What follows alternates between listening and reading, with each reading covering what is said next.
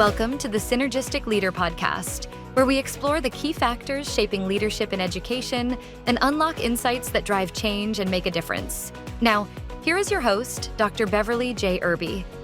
Welcome to the Synergistic Leader, where we explore leadership that goes beyond authority.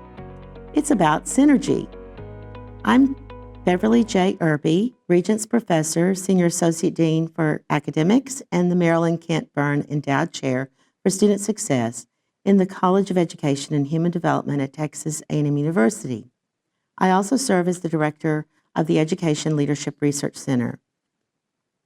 Now, I know the word synergy can raise some eyebrows. In corporate circles, it's often dismissed as vague jargon tied to failed mergers or empty promises or even greed. But in education, synergy is something very different. Here, it's not about corporate gain. It's about people.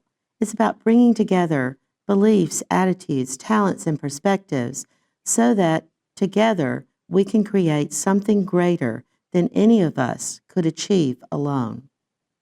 The Synergistic Leader podcast is rooted in the synergistic leadership theory, the first published leadership theory of the 21st century in an educational administration journal, developed and tested by a team that I led. This theory integrates 4 tested factors: leadership behaviors, organizational structures, attitudes, values, beliefs, and external forces. It creates a dynamic, effective, and nonlinear model. Because leadership isn't one size fits all, it's not just about the person at the top. It's about how leadership behaviors flow through people, within teams, organizations, and communities. As we know, theory guides action, and the synergistic leadership theory maximizes collective strengths. That's what makes synergy in schools powerful, authentic, and transformative. Join us as we dive into real-world strategies, conversations, and insights to help you lead with impact, influence, and innovation. Because here, synergy means stronger schools, empowered teachers, and brighter futures for students. Ready to lead synergistically? Let's get started. We have a wonderful guest today on the Synergistic Leader podcast. I have known our guest for a number of years where we'd meet at conferences and we would get to talk. So I'm introducing today Dr. Karen Beard. She is an accomplished educational scholar and leader with over 2 decades of experience in teaching, school principalship, research, and program leadership. Her professional journey began in the K-12 system, where she worked as an elementary school teacher and administrator, laying the foundation for her enduring commitment to educational improvement and ethical leadership.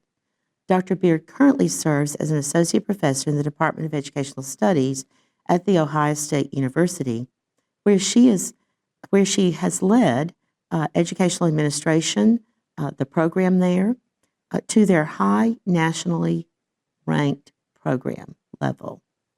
Her teaching portfolio includes courses on ethical leadership, positive psychology in education, and the school and social political context of education, and school community relations, equipping future administrators with tools to lead with vision, integrity, and respect, and political awareness. Her research centers on the intersection of positive psychology, educational leadership, and policy with a particular focus on academic optimism, flow, ethical decision-making, and organizational change. I think she'll talk a little bit about that today. She is widely recognized for her introducing her frameworks such as sense-making and engagement in ethical decision-making and flow under threat that promote holistic well-being in school environments. Dr. Beard's scholarship is grounded in a strong commitment to supporting all learners and communities. She has published extensively on systemic reform and excellence in advancing in education with a focus on improving the life quality for our citizenship. An alumna of The Ohio State University, Dr. Beard holds a BS, MA, and PhD in Educational Administration from OSU. Her work has earned her multiple awards in every area of research, service, and teaching, including the prestigious Alumni Award for Distinguished Teaching. She is also celebrated for her pioneering dissertation that introduced positive psychology, specifically flow theory, that particular theory, into the study of educational administration and school leadership. Through her scholarship, teaching, and leadership, Dr. Karen Stansberry Beard continues to shape the field in educational administration, inspiring a new generation of leaders committed to positive care and systemic transformation. So let's get started, Dr. Beard. Welcome to the podcast. That was quite a lot to say there. Thank you very much. I'm looking for the woman you were introducing. That sounds fantastic. Okay, thank you. Well, I have a few. Thank you. I have a few questions for you, and the first one is, which specific leadership behaviors do you believe are most powerful in generating synergy and sharing success within an organization? This is a great question, and I'm really glad that the way you introduced the model as nonlinear, because this particular question, the behaviors of a leader, really is very much anchored in their beliefs and attitudes and values towards their people. So those two, I think, are so closely connected. So when I talk about the behaviors of a leader, they include things like making sure that the environment is accessible, making sure that people are cared for and feel confident and feel a sense of belonging enough that they're willing to take risks and they will collaborate with one another. In other words, the leader's behavior really is to set the tone for the work environment, and that means really focusing on the people who are doing the work. So their behaviors have to reflect that kindness. It has to reflect a genuine sense of care. It has to reflect an authenticity that their workers, their people, their colleagues can trust. So Megan Shannon Moran wrote a really nice piece on trust, those 5 factors of trust. So when I think about those factors of trust in leadership and in behaviors, those have to come through, and they have to come through with authenticity, right? You have to genuinely be benevolent, and you have to genuinely care for people in that light. So that means that you respect people unconditionally, and all walks of people, all kinds of people, mutual respect of people. So the behaviors, yes, are about the people, but then there's the other side of that, which is competence. A leader has to show their competence, and that's competency in finance, that's competency in knowing the law and policy, that's finance in teaching and learning in our case.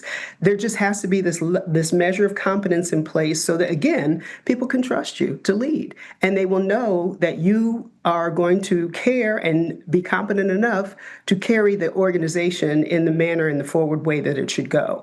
And that includes making sure that you have your goals aligned with the values of the faculty and staff, and that make sure that you're giving good feedback to keep that engine on the train, the train on the track. That went really. That's okay.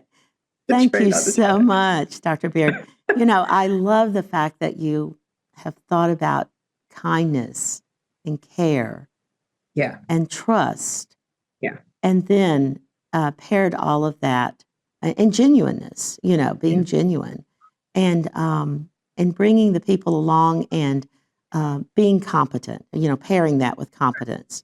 That's absolutely critical, and it's critical for our new leaders as well as our leaders that are currently in schools as well.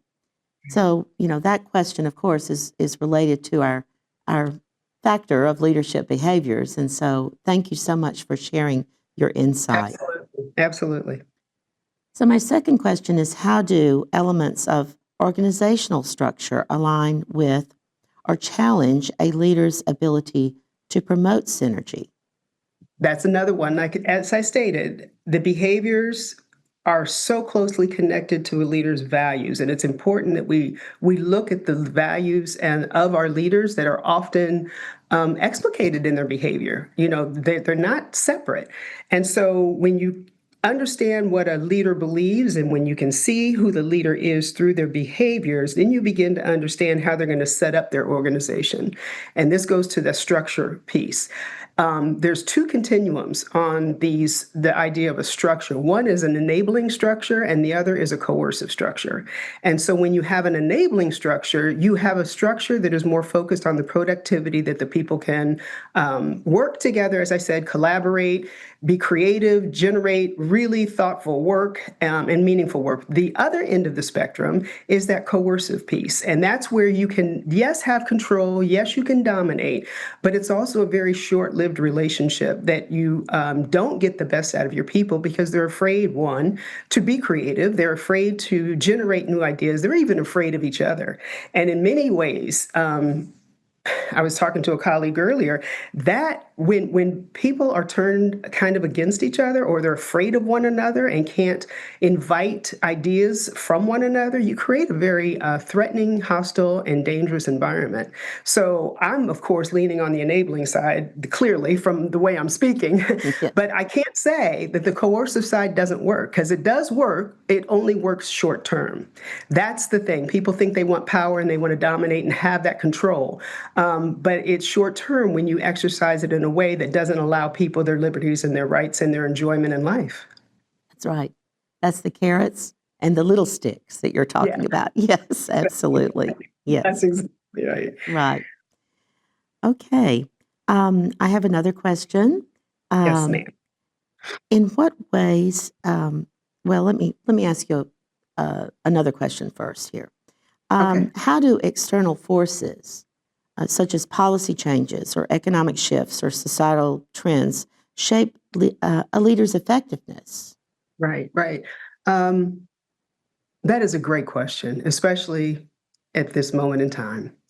Across the country, we're facing a lot of different adjustments and reconsiderations of policies and the way we're going to manage things and how we're going to do it and still stay honest and authentic to ourselves and to our work and to the work that we do, even as educators, where we are called to take care of all people. So I think centering and knowing who you are and knowing how you are going to operate, even as language changes, is the way that I've decided to proceed forward. I think that a lot of my colleagues are in the same situation, but even more than policies, time, all right? So where you are in the context of time pulls out a different sort of leader style that you just have to adopt and take on. The article I was sharing with you earlier, the SEED article, the sense making and engagement in ethical decision making, that particular article, I kind of tease out the value of thinking through the different styles in time. So it doesn't take it takes more of an autocratic leader only when you're in crisis. You just have decisions that you have to make right now. That's the only time you really need to move into an autocratic style.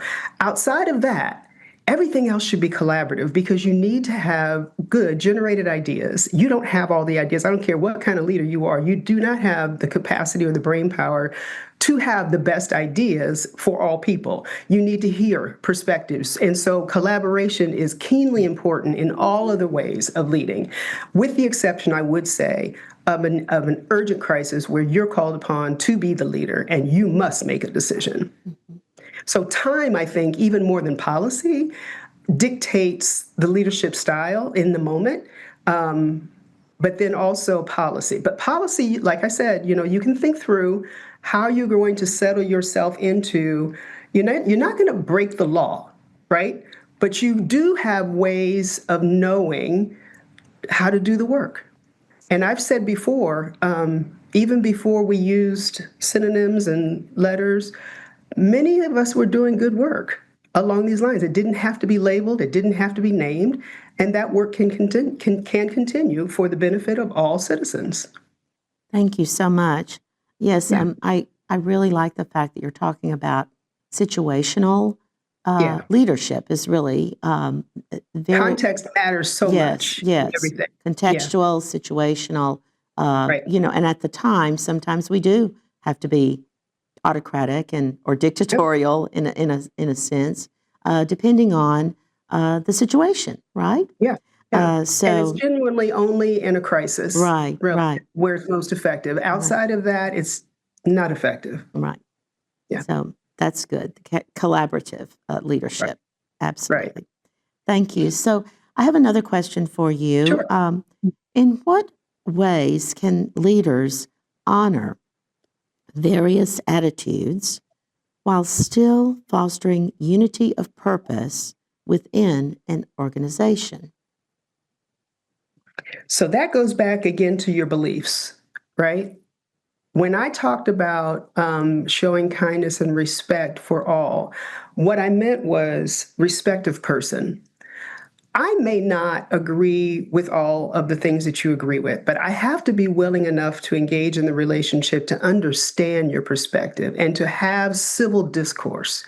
And that part, I think, it takes time. Yes, initially it takes time, but the nice thing, and I love this leadership theory. The nice thing is, after you've invested that time in getting to know one another's perspectives, you can work like this. That synergy just begins to happen. You like the Harlem Globetrotters, just everybody's moving, everybody's doing their thing and making the win. So I love this synergistic because it's the energy that comes and the flow you mentioned that comes when talent is not only recognized but has learned to work together.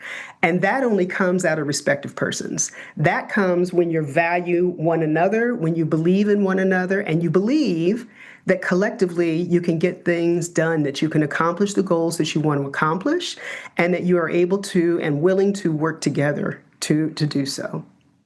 Oh, Yeah. I love the Harlem Globetrotters metaphor.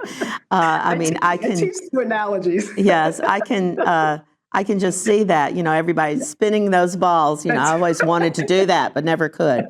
But they work in unity and they work that's right. collaboratively to win That's the game, right?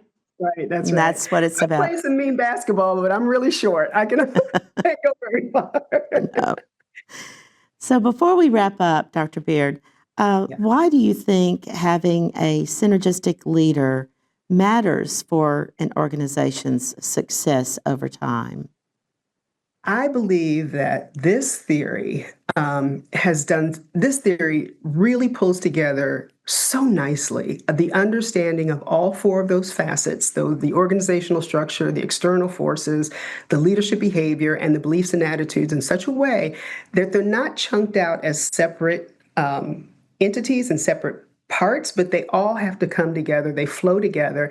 And even when one may be not exactly where you want it to be, such as in external forces, things we don't have control over, the other three help us manage even that aspect. Or maybe we've found ourselves placed into an organizational structure that is more coercive than we're comfortable with, then we go to those others, those beliefs, values, and understandings of what this really is, so that we don't have to internalize some of the things that happen in those negative environments, but we can recognize what it is and then figure out how much we're going to participate in it and how much we're not. And that goes back to our own integrity and our own values and honoring our own truth.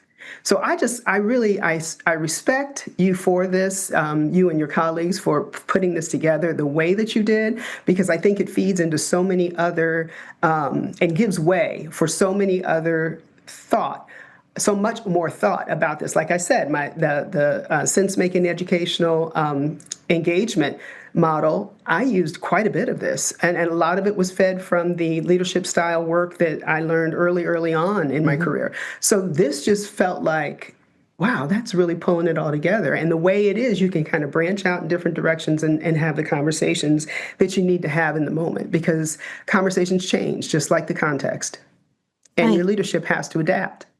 Absolutely. And I would encourage our listeners to look at your work on SEED, the Yeah, SEED that you right. worked on, and also flow Yeah, as well, it's the because engaged leader. Yeah, that's yeah, right. That's yeah. right. So thank you so much. Well, and also just we all here, everyone listening, and myself, we thank you, Dr. Beard, for being on the show today, on the podcast, and for showing us what synergy looks like in action. Thank Oh, you bless so your heart. much. Yes. Dr. Irby, I can't thank you enough for having me. And I think you know my admiration of you is very tall. Oh, thank you. Well, Mhm. everybody, you've been listening to the Synergistic Leader. Remember, synergy isn't jargon. It's the power of people working together to strengthen schools, empower teachers, and create brighter futures for students. Until next time, let's keep leading synergistically. Thank you. Thank you for tuning in to the Synergistic Leader podcast. You can look for our episodes on YouTube and Spotify. This podcast is housed in the College of Education and Human Development at Texas A&M University, where we transform lives.